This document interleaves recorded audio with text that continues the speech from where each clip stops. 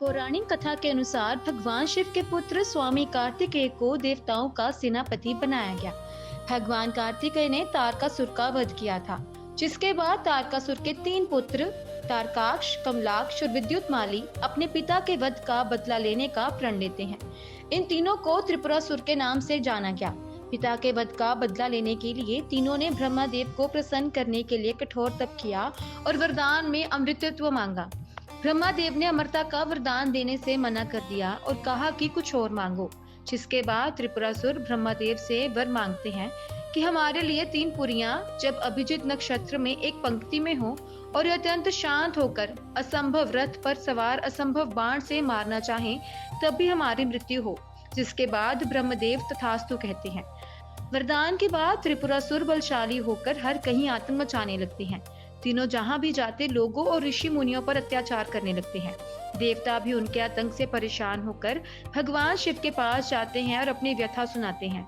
जिसके बाद भगवान शिव त्रिपुरासुर का संहार करने का संकल्प लेते हैं।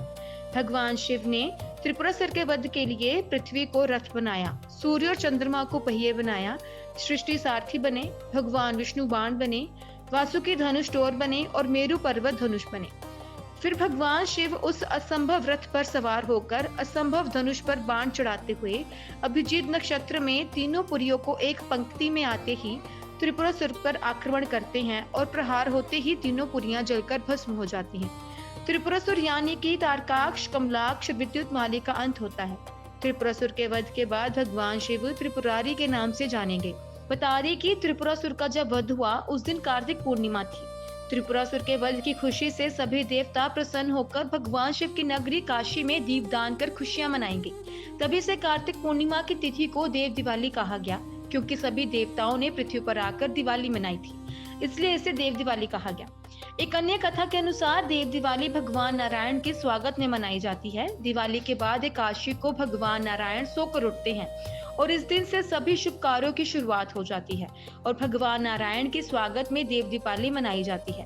बता दें कि देव दीपावली का खास संबंध काशी से है। इस दिन काशी बनारस के घाट में दीपदान की जाती है और पूरा घाट दीप के रोशन होकर जगमगाता है।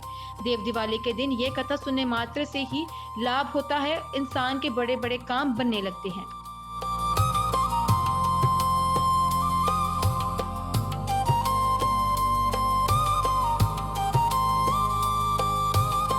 इसी तरह की और भी जानकारी लेने के लिए हमारे चैनल को सब्सक्राइब करें और नई वीडियो की नोटिफिकेशन के लिए बेल आइकॉन दबाएं। अगर आप ये वीडियो फेसबुक पर देख रहे हैं तो वीडियो को लाइक और शेयर करें। साथ ही अपनी राय कमेंट बॉक्स में जरूर बताएं। धन्यवाद।